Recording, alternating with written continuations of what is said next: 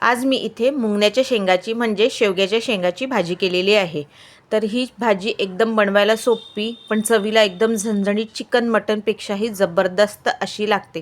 जोही खाईल तो तुमची नक्की स्तुती करेल एवढी जबरदस्त। आणि यात ही एक वस्तू टाका ज्याच्यानी भाजीची चव 50-100 पटीने खूप वाढेल। तर वेळ न गमावता रेसिपीला सुरुवात करूया। सुरुवात करण्याआधी तुम्ही जर ही रेसिपी फेसबुकवर बघत असाल तर माझ्या पेजला फॉलो करा आणि यूट्यूबवर बघत असाल तर माझ्या चॅनलला सबस्क्राईब करा। त्याचबरोबर लाईक शेअर आणि कमेंट नक्की करा आणि व्हिडिओ पूर्ण बघा, कारण स्किप करून बघाल तर तुम्हाला कळणार नाही कुठल्या वेळेला काय घातलेलं आणि कसं कसं शिजवलेलं। तर हॅलो फ्रेंड्स, मी लतिकाच किचनमध्ये तुमचं स्वागत आहे। इथे बघा 2 कांदे घेतले होते, त्याला मी भाजून घेतले। त्यानंतर 2 चमचे धणे आणि 1 चमचा जिरं हे पण भाजून घेतलेलं आहे। त्यानंतर लसूण, अद्रक आणि टोमॅटो हे भाजलेलं नाही, तर 1 इंच आल्याचा तुकडा, 1 अर्धी गाठ लसूण आणि 2 टोमॅटो असे घेतलेले आहे। तर बाकीचं सगळं घेऊन मिक्स करून बारीक करून घेतलेलं आहे मिक्सरच्या पॉटमध्ये। त्यानंतर गॅसवर गंज ठेवलेला आहे, गंजात 2 माप तेल घातलेलं आहे। त्यानंतर जोही आपण वाटलेला मसाला होता तो मी या तेलात घातलेला आहे। तेलात याला 2 ते 3 मिनटं छान मंद आचेवर परतायचं, कारण की जे टोमॅटो अद्रक लसूण कच्चं होतं तो कच्चा राहिलेला नाही पाहिजे, त्याची कच्ची फ्लेवर आली नाही पाहिजे। म्हणून मसाला छान व्यवस्थित अगदी मंद आचेवर व्यवस्थित शिजू द्यायचं जोपर्यंत त्याचं तेल छान व्यवस्थित सुटत नाही तोपर्यंत इकडे मी मुंगण्याच्या शेंगा कापून घेतलेल्या आहे, म्हणजे शेवग्याच्या शेंगा। तुमच्याकडे याला अजून काय म्हणतं ते मला नक्की कळवा। आमच्याकडे मुंगण्याच्या शेंगा म्हणतात नागपूर साईडने। तर या कापून घेतलेल्या आहेत। मसाला पण बघा मस्त असा शिजलेला आहे, खूप छान तेल पण सोडायला लागलेला आहे। आता यात घालते आहे शेंगा कापून ज्या घातल्या होत्या त्या। याची मी पूर्ण साल काढलेली नाही, पूर्ण साल काढायची काही गरज नाही आहे। भरपूरसे लोक पूर्ण साल काढतात, मी तेवढी साल काढत नाही।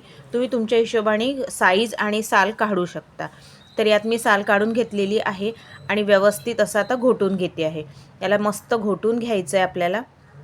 बघा व्यवस्थित घोटून झालं की याला असं शिजू द्यायचं आहे, 2 ते 3 मिनटं याला झाकून शिजू द्यायचं आहे, म्हणजे शेंगासुद्धा खूप छान शिजतात आणि चव पण खूप छान येते। तर आता मी याला शिजू देते आहे 2-3 मिनटं।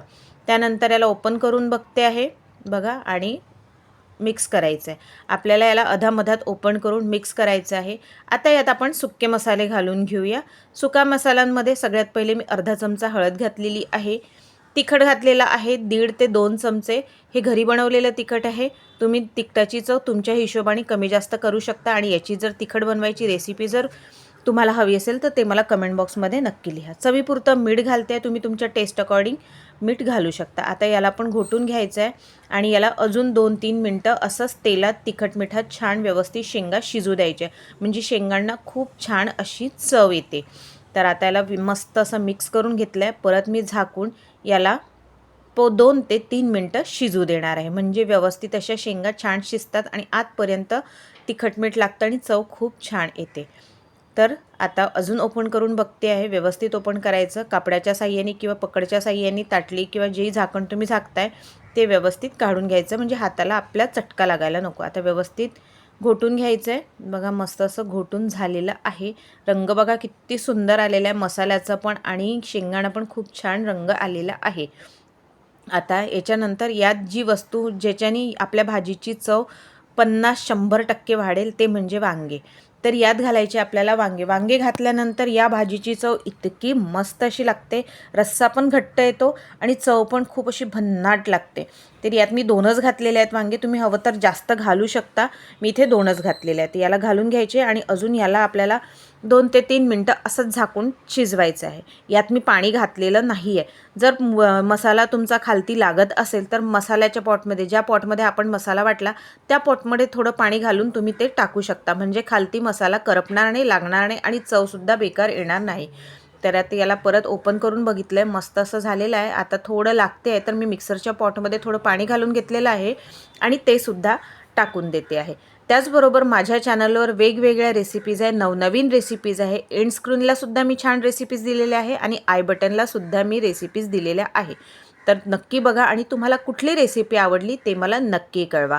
आणि हो, आजची रेसिपी जर तुम्हाला आवडली असेल तर एक लाईक नक्की द्या।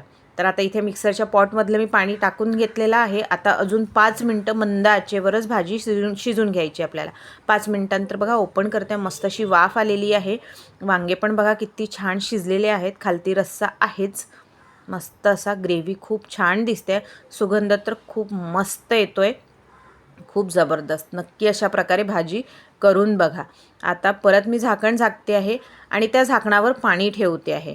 तर याच्याने काय होतं, खालतून पण आच लागते, वरतून पण गरम पाण्याची वाफ येते, तर भाजी खूप छान लागते. आणि भाजीत जेव्हा आपण गरम पाणी सोडतो तर त्या भाजीची चव खूप छान अशी लागते. हां, तुम्ही जर असं गरम पाणी नसेल घालत किंवा तुम्हाला हाताळायला त्रास होत असेल, म्हणजे टाकायला करायला किंवा हाताला चटका लागत असेल, भाजत असेल, तर तुम्ही गरम पाण्याऐवजी तुम्ही थंड पाणीसुद्धा टाकू शकतात. आता मी ताटलीवर पाणी ठेवलं आहे बघा, बबल्स आलेत, म्हणजे ती गंजाची वरची पाणी आहे ताटलीवरचं ते तापलेलं आहे. आता मी त्या हाताने प्रयत्न केला, सांचीनी व्यवस्थित जमत नव्हतं, तर हाताने प्रयत्न केला, पण मी आता सांचीनीच हळूहळूपणे त्यात सरळ पाणी सोडून घेते आहे, म्हणजे रस्सा पण व्यवस्थित होता. आता काढून घेते आहे पाणी टाकून, आता एकदा मिक्स करते. अशा प्रकारे मी 2 ते 3 वेळा ही प्रोसिजर करते आहे, म्हणजे भाजीला रस्सा पण व्यवस्थित होतो आणि मला वरतून काही थंड पाणी घालायची गरज नाही. असं जर पाणी घातलं, आधीच्या काळी माझी आजी, आई जी चुलीवर स्वयंपाक करायचे ते लोक असे ताटलीत वरती पाणी ठेवायचे आणि ते पाणी भाजीत सोडायचे, तर त्यावेळेसच्या त्या भाजीची चव खूप छान लागायची. आता मी पण अशी करते, तर भाजीची चव ना खूप छान लागते. आता सेकंड टाईम मी परत पाणी घातलेलं आहे, ते पाणी तापलं की परत ते पाणी बघा तापलेलं आहे पाणी, ते परत मी भाजी सोडून घेते. मला जेवढा रस्सा पुरेसा आहे तेवढं पाणी मी पुरेसं घातलेलं आहे भाजीत. तुम्हाला जसा रस्सा हवा आहे, घट्ट पातळ, त्यानुसार तुम्ही पाणी कमी जास्त करू शकता. तुम्ही गरम पाणी नाही घातलं तरीही चालेल, तुम्ही थंड पाणीसुद्धा वापरू शकता. तर इथे छान भाजीसुद्धा छान खळखळून उकळलेली आहे. आता याला काय करायचं, याला असं शिजू द्यायचं. तर 50% भाजी शिजलेली आहे. आता पूर्ण आपल्याला भाजी शिजू द्यायची आहे. एकदा वांग्याचं देठ चेक करून बघायचं आहे. बघा भाजीचं वांगं शिजलेलं आहे, म्हणजे भाजी शिजलेली आहे. अजून थोडा वेळ होऊ द्यायची आहे. 80% झालेली आहे, 20% व्हायची आहे. तर मी थोडं कोथिंबीर घालून घेते आहे यात, म्हणजे त्या कोथिंबीरीची टेस्ट आहे ती त्या भाजीला लागते, खूप छान अशी लागते. तर मी वरतून नंतरही कोथिंबीर घालेल, पण मी आत्तासुद्धा कोथिंबीर घालते, म्हणजे त्या रश्श्यात ते कोथिंबीर जेव्हा शिजतं तर आपल्या भाजीलाही चव जास्त येते. आणि इथे गरम मसालासुद्धा घातलेला आहे. हा आमचा सावजी पद्धतीचा गरम मसाला आहे. तुम्हाला याची रेसिपी हवी असेल तर मला कमेंट बॉक्समध्ये नक्की लिहा, मी याची रेसिपीसुद्धा लवकरात लवकर आणेल. आता परत मी झाकून 5 मिनटं होऊ दिलेली आहे. भाजी पूर्ण शिजली आहे, कोथिंबीर घातलेला आहे आणि सर्व केलेली आहे भाजी एकदम भन्नाट झाली आहे. अगदी लहानांपासून मोठ्यापर्यंत सगळ्यांना आवडेल अशी पौष्टिक अशी भाजी. तर कशी वाटली आजची रेसिपी ते मला नक्की कळवा. तर भेटूया पुढच्या रेसिपीत, तोपर्यंत बाय.